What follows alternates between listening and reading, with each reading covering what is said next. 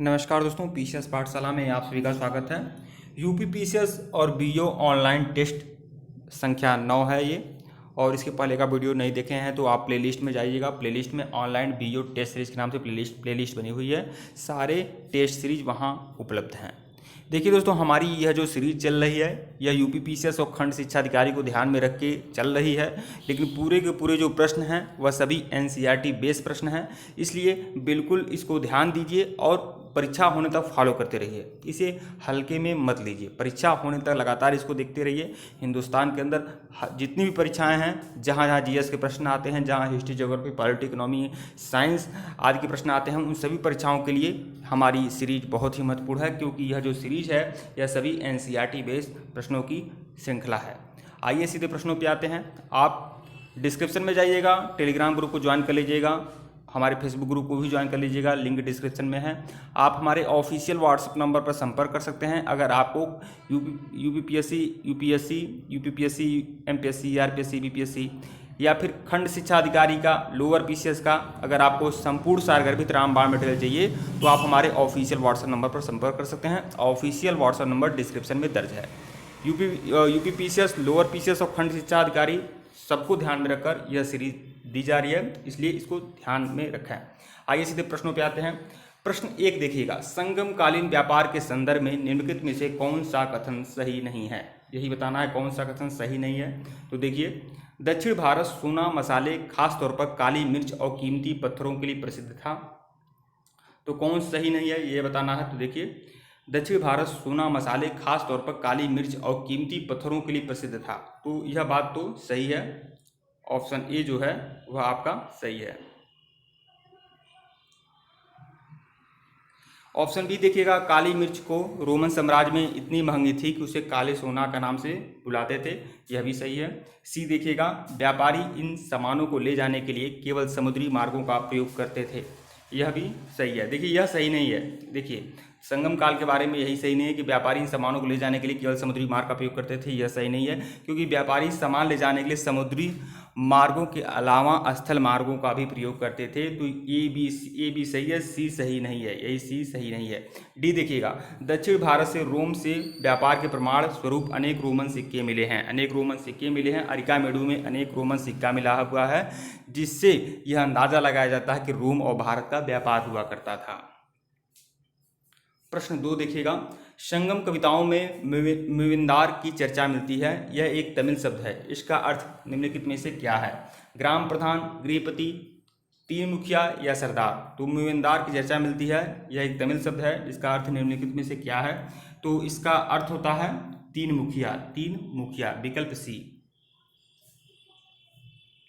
प्रश्न 3 देखिएगा, चोल, चेर और पांड्य शासकों के संदर्भ में निम्नलिखित कथनों पर विचार करिए। पुहार और मदुरै इनके महत्वपूर्ण सत्ता केंद्रों में शामिल थे। यह सही है।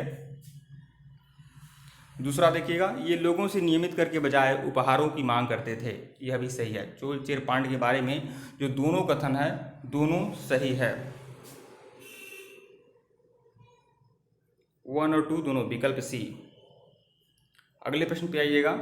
प्रश्न 4 देखिएगा, दक्षिणापथ के स्वामी निम्नलिखित में से कौन कहे जाते थे। सातवाहन, कुषाण, चोल या चेर।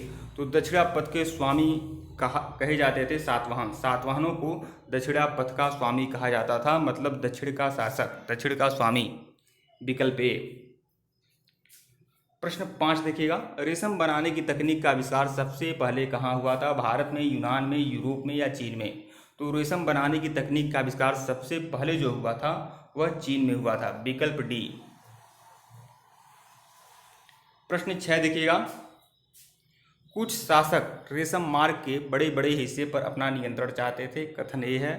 कथन आर क्या है। रेशम मार्ग पर यात्रा कर रहे व्यापारियों से उस क्षेत्र के शासकों को कर, शुल्क और तोहफा प्राप्त होता था। तो देखिए, दोनों कथन सही है। कथन और कारण दोनों सही है, और कथन कारण की एकदम सही सटीक व्याख्या करता है, विकल्प ए और आर दोनों सही है। आर ए का सही स्पष्टीकरण है, विकल्प ए।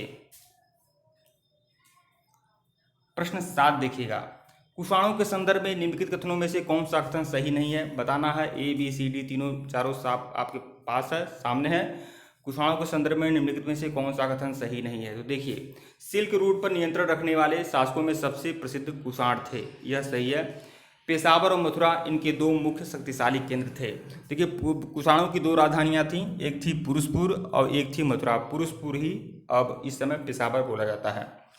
विकल्प सी देखिएगा, इसके शासनकाल में सिल्क रूट की एक शाखा, कुषाणों की बात हो रही है, इनके शासनकाल में सिल्क रूट की एक शाखा मध्य एशिया से होकर नील नदी के मुहाने के तक पत्तनों तक जाती थी। नील नदी के मुहानों के पत्तनों तक जाती थी।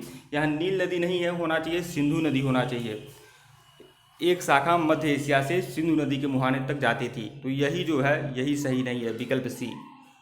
बाकी ए भी सही है। डी देखिएगा, इस उपमहाद्वीप में सबसे पहले सोने के सिक्के जारी करने वाले शासकों में कुषाण थे। तो यह भी सही है। तो कौन सही नहीं था? विकल्प सी। प्रश्न 8 देखिएगा, बुद्ध की जीवनी बुद्धचरित के रचनाकार कवि निम्नलिखित में से कौन है? अश्वघोष, पार्थ, वसुमित्र या नागार्जुन? बुद्ध की जीवनी बुद्धचरित के रचनाकार कवि निम्नलिखित में से कौन है? तो रचनाकार कवि हैं अश्वघोष, विकल्प ए। अश्वघोष ने बुद्धचरित लिखा था और यह संस्कृत भाषा का ग्रंथ है, संस्कृत में है। और बुद्धचरित जो अश्वघोष जो थे वह संस्कृत विद्वान थे, बौद्ध दार्शनिक थे। विकल्प प्रश्न 9 देखिएगा, मरुत्तर काल में बौद्ध धर्म की नई धारा महायान का विकास हुआ। इस नई बौद्ध धारा में आए परिवर्तनों के संदर्भ में निम्नलिखित कथनों पर विचार करिए। तो निम्नलिखित कथनों पर विचार करना है। तो देखिए, पहले मूर्तियों में बुद्ध की उपस्थिति संकेतात्मक रूप से दर्शाई जाती थी, पर अब बुद्ध की प्रतिमाएं बनाई जाने लगी, यह सही है। दूसरा देखिएगा, बोधिसत्व में आस्था को लेकर परिवर्तन आया। तो यह भी सही है। तो देखिए, इसमें कौन सा कथन सही है यह कह रहा है। तो 1 और 2 दोनों सही है। 1 और 2 दोनों सही है, विकल्प सी। प्रश्न 10 देखिएगा, बौद्ध धर्म के प्रसार के संदर्भ में निम्नलिखित कथनों पर विचार करिए। बौद्ध धर्म दक्षिण पूर्व की ओर श्रीलंका, म्यांमार, थाईलैंड तथा इंडोनेशिया सहित दक्षिण पूर्वी एशिया के अन्य भागों में भी फैला है, यह सही है। बौद्ध धर्म दक्षिण पूर्वी एशिया के साथ श्रीलंका, म्यांमार, थाईलैंड, इंडोनेशिया सहित दक्षिण पूर्वी एशिया के अन्य भागों में फैला है, यह सही है। दूसरा देखिएगा, इन क्षेत्रों में थेरवाद नामक बौद्ध धर्म की आरंभिक रूप कहीं अधिक प्रचलित था, यह भी सही है। तो देखिए, यह दोनों कथन जो है दोनों सही है। कौन सा कथन सही है? 1 और 2 दोनों, विकल्प सी। प्रश्न 11 देखिएगा, भारत की यात्रा पाए निम्नलिखित चीनी बौद्ध तीर्थयात्रियों का कालक्रम के अनुसार सही क्रम बताइए। तो भारत की यात्रा पाए निम्नलिखित चीनी बौद्ध तीर्थयात्रियों का कालक्रम के अनुसार सही क्रम बताना है। तो चारों लोग हैं, बताइए। सबसे पहले जो आए थे वो फाहियान आया था चंद्रगुप्त विक्रमादित्य के काल में।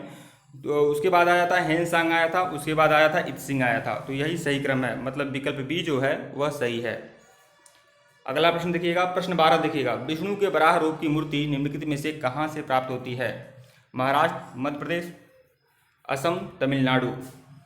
तो विष्णु के वराह रूप की मूर्ति कहाँ से प्राप्त होती है?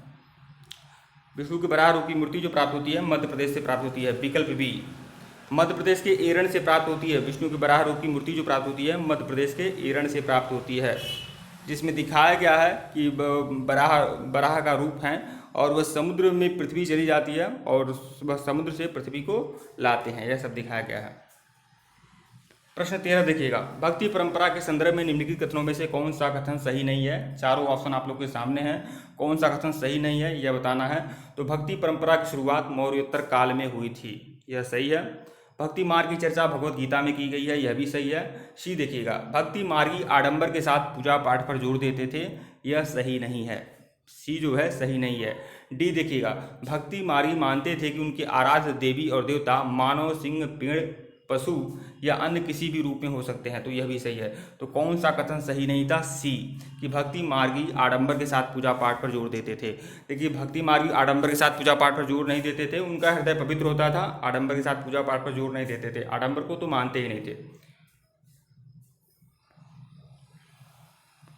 प्रश्न 14 देखिएगा, इस सीरीज का सबसे आखिरी प्रश्न। केरल के ईसाइयों को सीरियाई ईसाई कहा जाता है। केरल के ईसाइयों को सीरियाई ईसाई कहा जाता है। कारण, केरल के ईसाई संभवतः पश्चिम एशिया से आए थे। तो देखिए कथन सही है, केरल के ईसाइयों को सीरियाई ईसाई कहा जाता है। कारण, केरल के ईसाई संभवतः पश्चिम एशिया से आए थे, यह भी सही है। तो देखिए ए और आर दोनों सही है, आर ए का सही स्पष्टीकरण है। ए और आर दोनों सही है, आर ए का सही स्पष्टीकरण है। विकल्प ए जो है वह सही है। ठीक है दोस्तों, वीडियो को लाइक और शेयर जरूर करिएगा। डिस्क्रिप्शन में लिंक है फेसबुक ग्रुप का और टेलीग्राम ग्रुप का, आप ज्वाइन कर लीजिएगा। जिनको भी UPSC, UPPSC, MPSC, RPSC, lower PCS, खंड शिक्षा अधिकारी, टीजीटी, पीजीटी का संपूर्ण सारगर्भित रामबाण मटेरियल चाहिए, आप हमारे ऑफिशियल व्हाट्सएप नंबर पर संपर्क कर सकते हैं। ऑफिशियल व्हाट्सएप नंबर डिस्क्रिप्शन में दर्ज है। वीडियो को लाइक और शेयर जरूर करिएगा दोस्तों। धन्यवाद आप लोग को।